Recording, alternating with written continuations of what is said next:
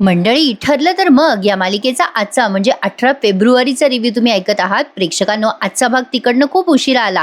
कालच्या प्रमाणे आजचा भाग पण त्यांनी खूप छान आणि इंटरेस्टिंग दाखवलाय. सुरुवातीला आपण बघतोय प्रतिमा त्या आल्यात अस्मिताच्या भेटीला. काल तिच्यावर हल्ला झाला ना.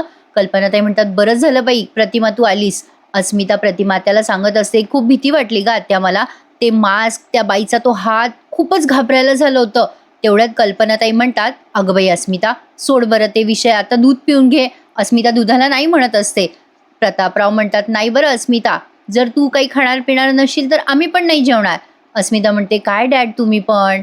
प्रतिमा त्या म्हणतात, बरोबर बोलतोय प्रताप, तू काहीतरी खाऊन पिऊन घे अस्मिता, असा कुठे विचार करावा का ग. अगं तू काही खाल्लं पिल्लं नाहीस तर आम्ही पण नाही खाणार, चल ते दूध पिऊन घे. अस्मिता खूपच टेन्शनमध्ये आहे बरं का.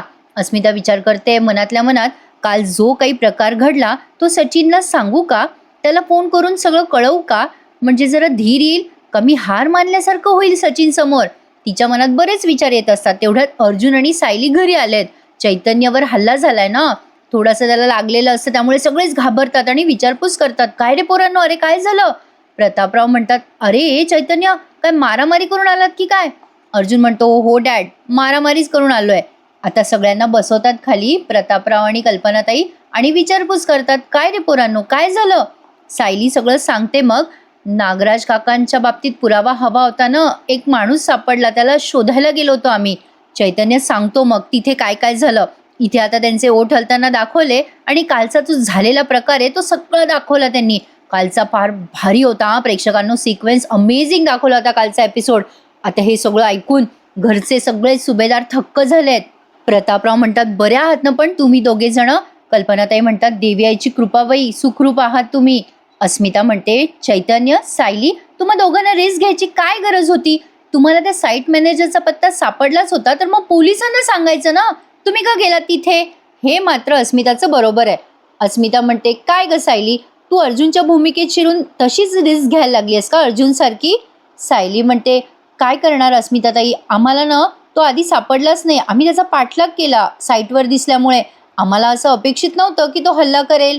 कल्पनाताई म्हणतात, अच्छा काय रे अर्जुन, तुला सायलीचा फोन आला म्हणून तू तातडीने गेलास का. कल्पनाताई म्हणतात, नाही नाही, मी नाही फोन केला ह्यांना. काय हो चैतन्य भाऊजी, तुम्ही फोन केला का.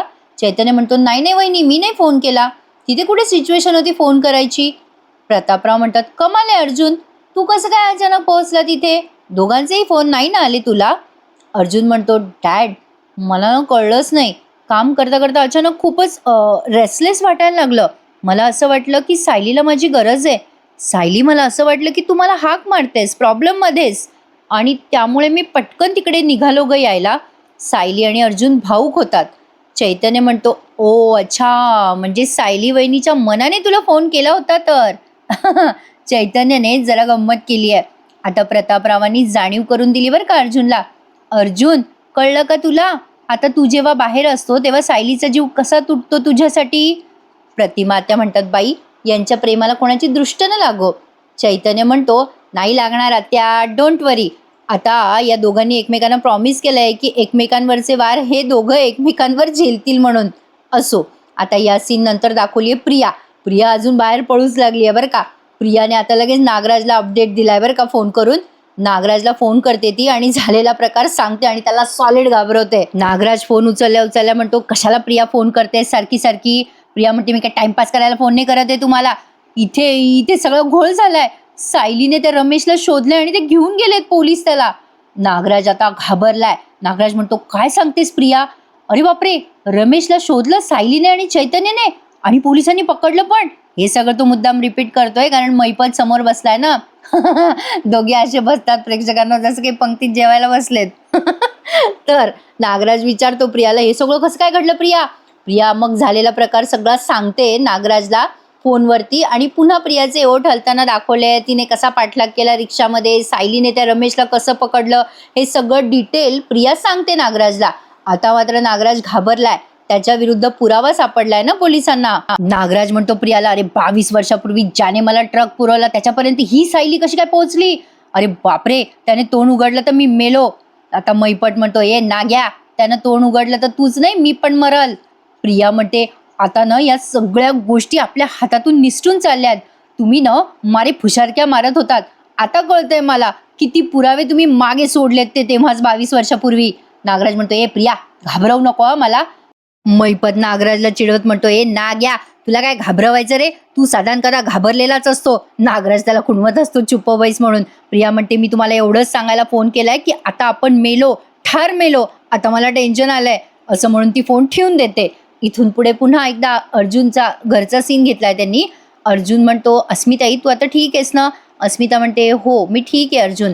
चैतन्य म्हणतो, तुम्ही आता आराम करा सगळे, मी निघतो. सायली म्हणते, नाही नाही थांबा चैतन्य भाऊजी, आपल्याला पोलीस स्टेशनला जायला हवं. अहो त्या माणसाने काही तोंड उघडलं का बघायला हवं ना, त्या रमेशने, आणि त्या संदर्भात तर बोलायचंच आहे. आणि अस्मिताताईंवर हल्ला झाला तीही कंप्लेंट नोंदवायची आहे आपल्याला. कल्पनाताई म्हणतात, सायली अगं आत्ता घरी आली आहेस ना आणि लगेच निघणार आहात का तुम्ही? कल्पनाताई असं बोलल्या बोलल्या प्रतापराव म्हणतात, हो कल्पना बरोबर बोलतीये आणि अस्मिताने सांगितलेलं पण बरोबर आहे बरं का अर्जुन, तुम्हाला तिथे जायची गरज नाही, पोलिसांना त्यांचं काम करू देत. कल्पनाताई म्हणतात, पोरांनो जरा आराम करा रे. अर्जुन म्हणतो, मम्मा आम्ही जाऊन येतो पोलीस स्टेशनला आणि मग आराम करतो.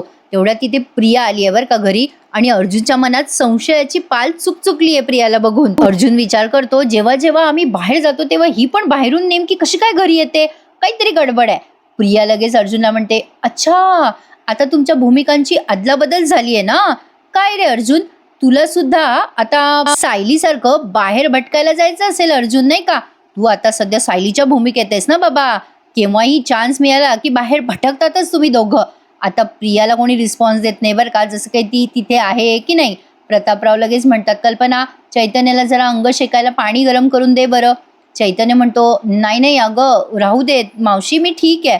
प्रिया विचार करते, काय ही लोक जसं काही मी अदृश्य असं वागतात मुद्दाम, असं म्हणून ती तिच्या खोलीत निघून जाते बरं का. सायली म्हणते, अस्मिताताईंवर जो हल्ला झाला ना त्याची चौकशी लवकरात लवकर व्हायला हवी आहे. नाही म्हणजे देवी आईची कृपा आपल्या अस्मिताताईंना लागलं बिगलं नाही, पण आपण आता गाफील राहून चालणार नाही, कारण ती जी बाई आहे जी कोणी आहे तिने पुन्हा हल्ला केला तर. अस्मिता म्हणते, हो ग सायली तू बरोबर बोलतीयस, आता ती बाई जर परत आली ना तर माझा घाबरूनच जीव जाईल. अस्मिता सॉलिड घाबरली आहे बरं का.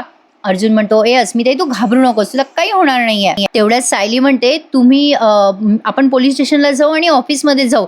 अर्जुन म्हणतो, नाही सायली हे कधी ठरलं, आपण डायरेक्ट पोलीस स्टेशनला जाऊन घरी यायचंय सरळ. सायली म्हणते, असं काय करता तुम्ही, ऑफिसमधली काही कामं अर्धवट आहेत ना.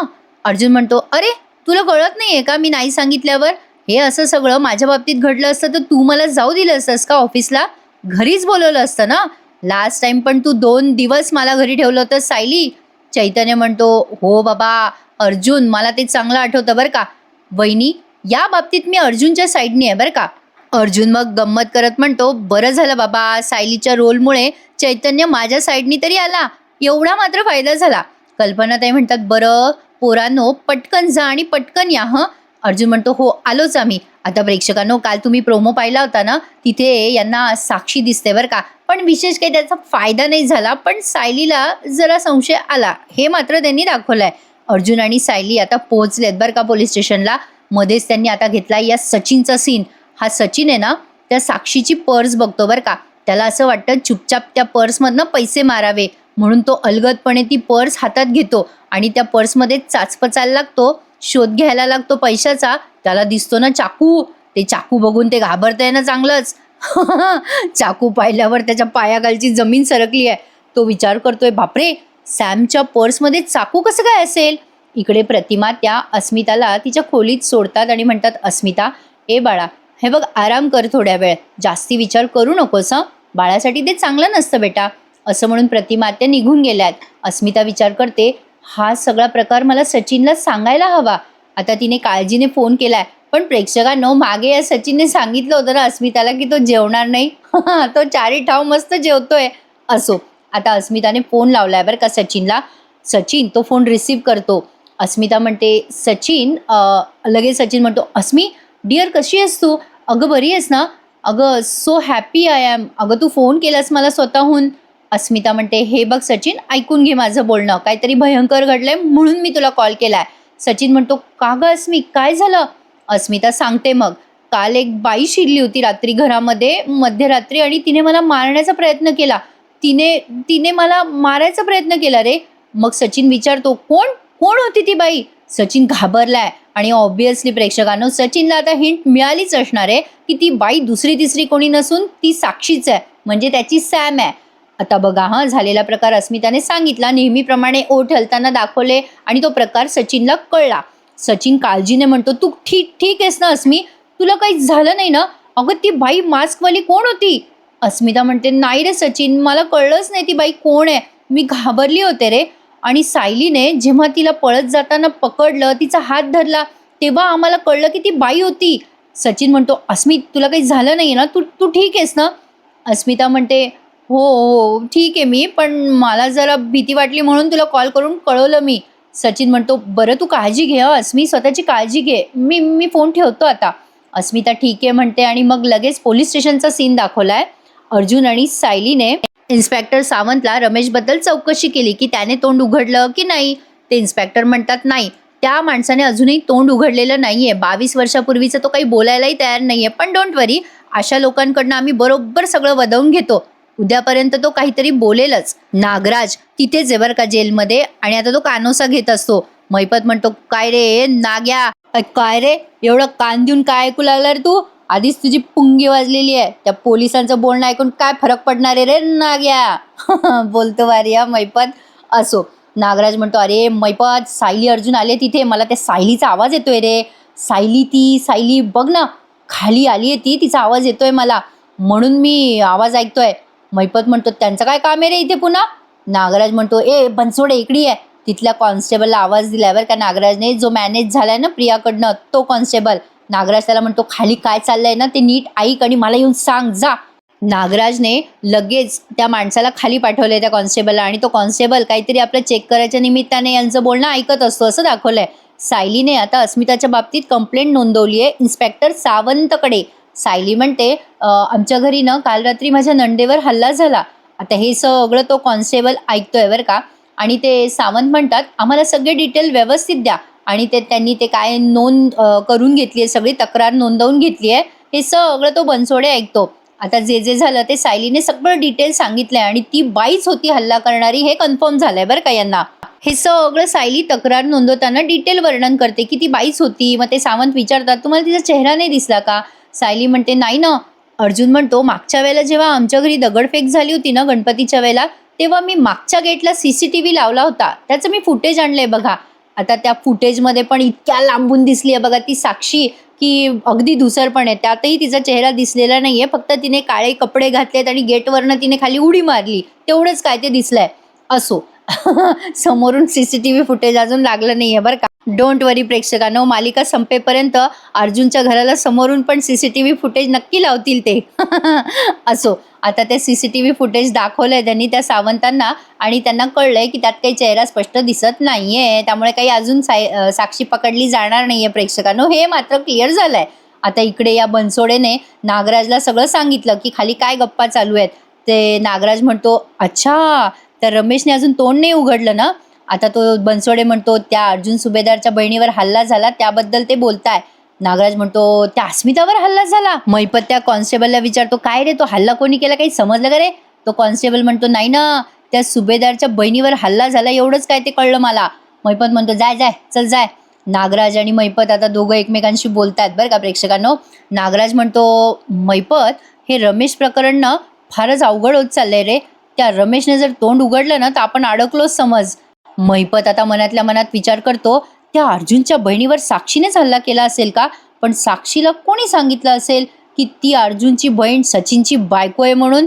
असा मनातल्या मनात विचार करतोय मैपत, आणि नागराजकडे बघतोय. नागराज काय काय करू शकतो हे मैपतला माहिती आहे. कसं आहे प्रेक्षकांनो, हे दोघेही भाऊ, आणि दोघांचे कसंही आहे, दोघे एकमेकांचे काय म्हणतात त्याला, दोघांचे एकमेकांचे हात दगडाखाली आहेत, त्यामुळे दोघंही चिडीचूप आहेत. पण मैपतला शंका आली आहे की नागराज हे कांड करू शकतो, म्हणून तो नागराजकडे बघतो. तितक्यात तिथे साक्षी येते बरं का मैपतला भेटायला. तिने नेहमीप्रमाणे, म्हणजे मागच्या वेळेला तो वेश घेतला होता ना, त्याच वकिलाचा वेश घेतलाय, आणि तोंडाला मास्क लावून आली आहे तिथे, आणि विचार करते, मी इथे येऊन खूप मोठी रिस्क घेतली आहे, पण जो काही प्रकार घडलाय तो मला अण्णांच्या कानावर घालायला हवा. तिला अण्णांना म्हणजे तिच्या मैपतला सांगायचंय वडिलांना सचिनचं लग्न झालंय वगैरे वगैरे ते सगळं सांगायला ती तिथे आली आहे बरं का जेलमध्ये. आता त्या कॉन्स्टेबलला ती म्हणते मला मैपत शिखरेंना भेटायचंय. तो कॉन्स्टेबल म्हणतो मॅडम इथे नोंद करा आणि प्लीज जाताना तुमच्या तोंडावरचा मास्क काढून जा. साक्षी म्हणते नाही नाही मला ना जरा मेडिकल प्रॉब्लेम आहे, मला मास्क नाही काढता येणार. ते कॉन्स्टेबल म्हणतात नाही हो मॅडम तिथे आतमध्ये मास्क काढूनच जावं लागेल तुम्हाला. साक्षी म्हणते नाही हो मला धुळीचा त्रास होतो. ते कॉन्स्टेबल काही ऐकत नाही, सॉरी मॅडम पण तुम्हाला मास्क खाली करावाच लागेल. साक्षी ठीक आहे असं म्हणते आणि थोडासा मास्क खाली करते आणि तिथे सिग्नेचर करते, भेटायला आली आहे ना ती मैपतला म्हणून.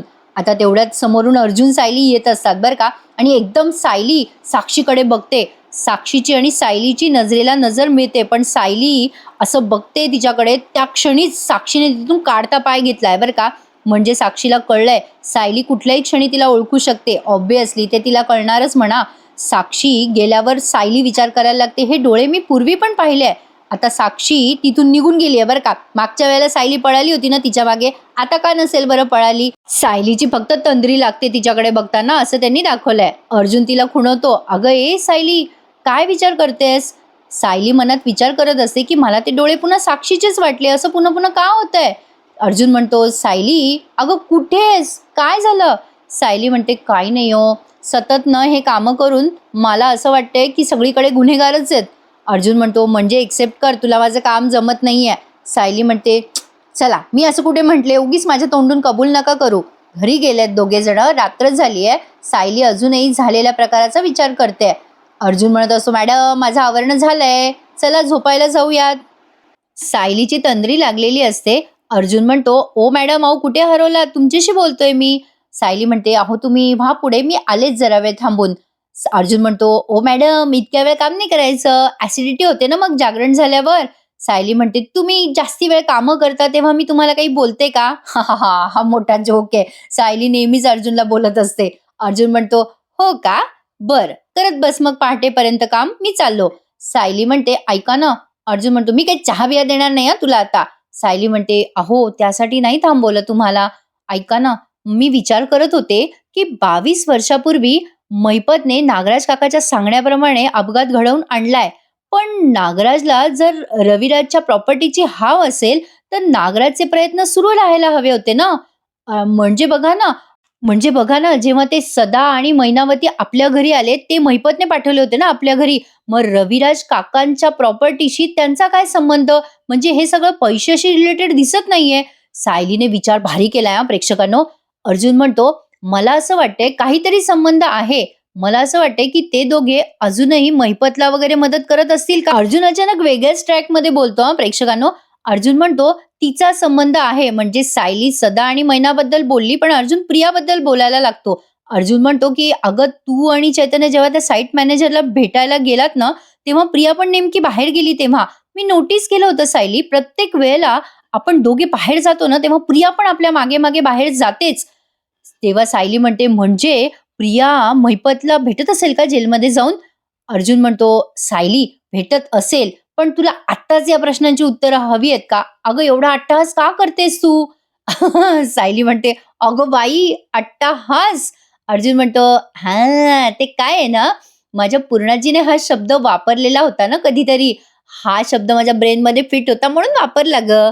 सायली चल ना ग झोपूयात. सायली म्हणते बरं चला आलेच मी तुमच्या मागे.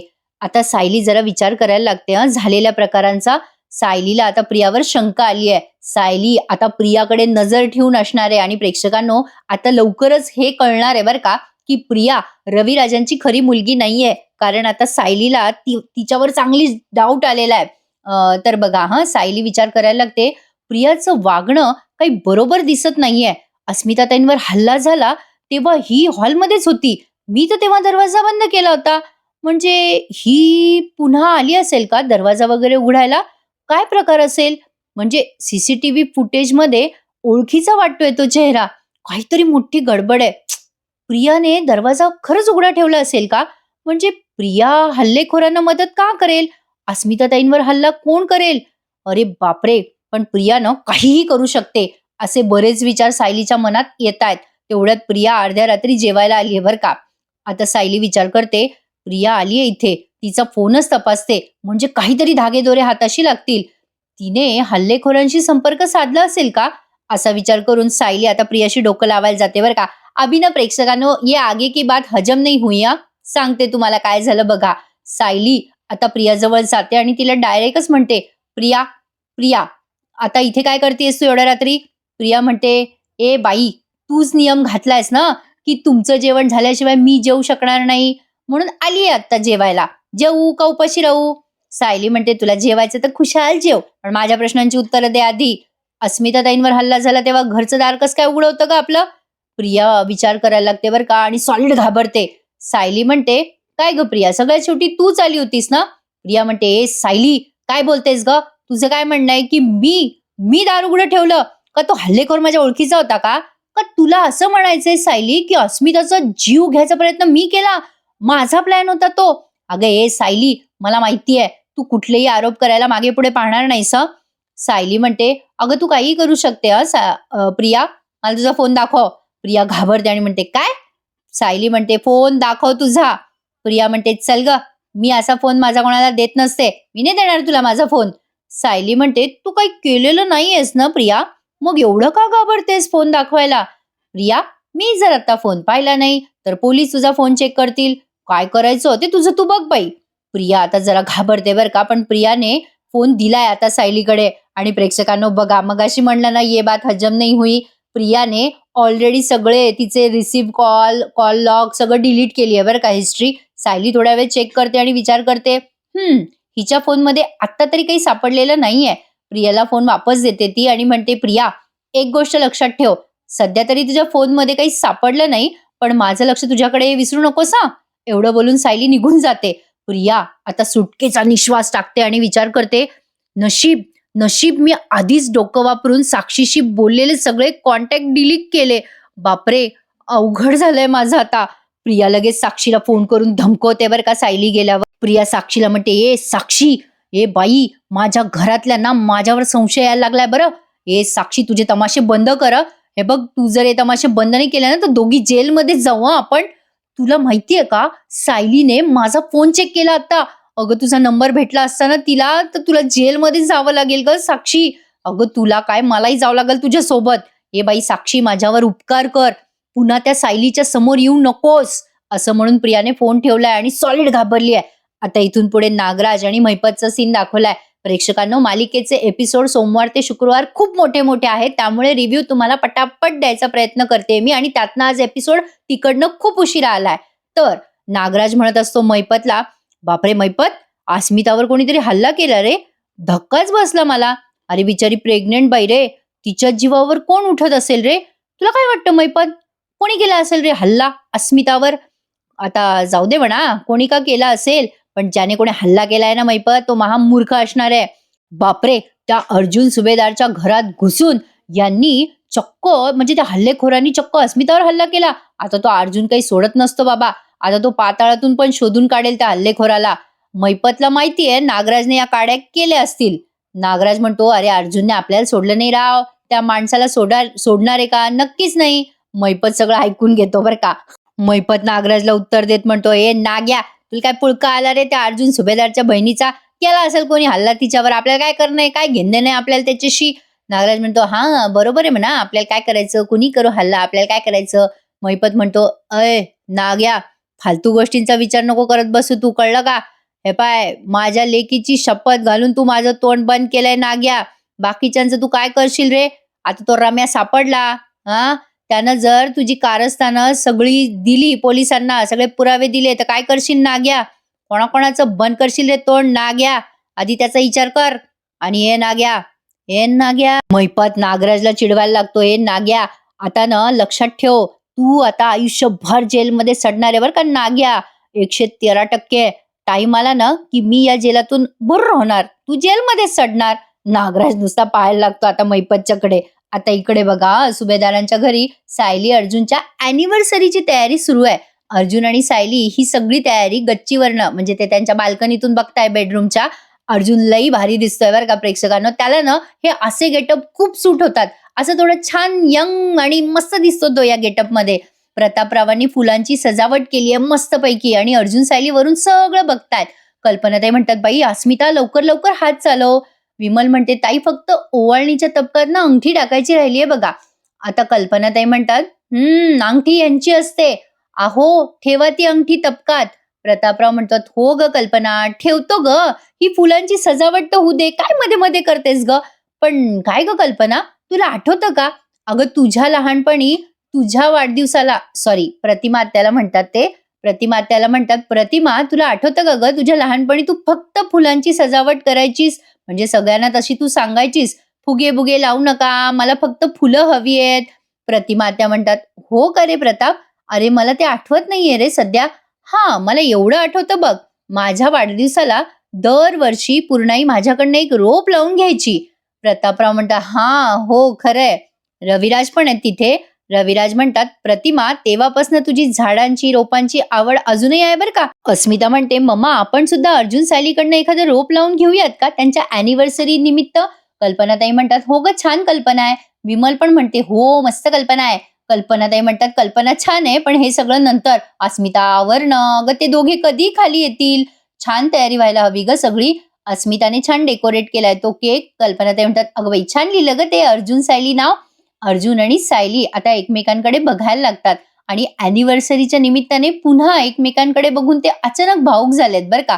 आता अर्जुनला सायली जे जे घरात कामं करते, जे काही तिने आतापर्यंत एफर्ट घेतलेत त्याच्यासाठी, किंवा जे काही त्या दोघांमध्ये बॉन्डिंग आहे ना ती सगळी आठवते आणि सायलीला सुद्धा ती बॉन्डिंग आठवायला लागते. दोघे भाऊक होऊन एकमेकांकडे तंद्री लावून बघत असतात नेहमीप्रमाणे.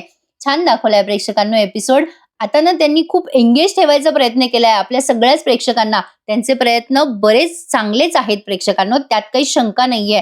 सगळ्या कलाकारांची मेहनत आहे आणि हीच एक अशी मालिका आहे ना जिने पहिल्यापासून प्रेक्षकांना गुंतवून ठेवलंय आतापर्यंत. त्यामुळे मला तर ठरलं तर मग ही मालिका प्रचंड आवडते. तुम्हालाही आवडते ना, मग आजच्या या एपिसोड रिव्ह्यूला लाईक करायला विसरू नका आणि मंडळी प्लीज चॅनलला सबस्क्राईब सुद्धा करा. तर चैतन्यराव आलेत आणि प्रतापराव म्हणतात काय रे चैतन्य किती उशीर केला. चैतन्य म्हणतो सॉरी सॉरी जरा उशीर झाला, पण काय मस्त डेकोरेशन केलंय तुम्ही. प्रेक्षकांनो आता शेवटचा सीन एन्जॉय करत आहात तुम्ही. रविराज म्हणतात काय रे चैतन्य थापा नको मारूस, कोर्टातूनच यायला उशीर झाला म्हणून. चैतन्य म्हणतो नाही नाही थापा नाही मारत, पण झाला उशीर. आता प्रतापराव म्हणतात चल मदत कर. चैतन्य ते डेकोरेशन करत असतो तेव्हा त्याचं लक्ष वर जातं सायली अर्जुनकडे. चैतन्य म्हणतो काय आपण एवढं डेकोरेशन करतोय या जोडीसाठी, ते दोघे बघा कसे एकमेकांकडे बघतायत. आणि सगळेजण अर्जुन सायलीकडे बघायला लागतात. आणि प्रेक्षकांनो मालिकेचा एपिसोड इथेच संपून जातो. चैतन्य त्यांना आवाज देतो ओ मिस्टर मिसेस सुभेदार खाली या. मंडळी पुढचा प्रोमो सुरेख दाखवलाय त्यांनी. सायली आणि अर्जुनला त्यांच्या एकमेकांच्या कामाची जाणीव होते. अर्जुन सायलीला म्हणतो सायली चुकलं ग माझं, दिवस रात्र घरातली माणसं किचन सगळ्यांना किती छान बांधून ठेवता तुम्ही. सायली म्हणते मीही उगाच चिडत होते तुमच्यावर, उशिरा येता मीटिंग फोन, पण आता कळतंय उंबरठ्याच्या आत घर नांदतं आणि उंबरठ्या बाहेर कर्तृत्व गाजतं. अर्जुनही सायलीला उत्तर देतो हो बायको, एकाने बाजू सावरायची असते तर दुसऱ्याने ती बॅलन्स ठेवायची असते. मंडळी अर्जुन आणि सायलीने खूप छान उदाहरण दिले आपल्या सगळ्यांनाच. प्रत्येक जोडप्याने एकमेकांना समजून एकमेकांना गृहीत न धरता एकमेकांना सावरून घ्यायचे असते. छान वाटला त्यांचा हा ट्रॅक बघून आपल्या सगळ्यांनाच. थोडासा लांबवला नाही त्यांनी, हे खूप चांगलं केलं, म्हणजे थोडक्यात त्यांनी सावरलं. मस्त वाटलं प्रेक्षकांनो. आजचा भाग सुद्धा अप्रतिम होता. चला तर मंडळी वेळ भरपूर घेतलाय मी तुमचा आज सुद्धा. कसा वाटला आजचा एपिसोड कमेंट करून नक्की कळवा. तुमच्या कमेंटची मी आतुरतेने वाट बघत असते. प्लीज चॅनलला सबस्क्राईब करायला विसरू नका. भेटूयात उद्या पुन्हा एकदा, ठरलं तर मग या मालिकेच्या नवीन रिव्ह्यू सहित. तोपर्यंत मंडळी टेक केअर. धन्यवाद.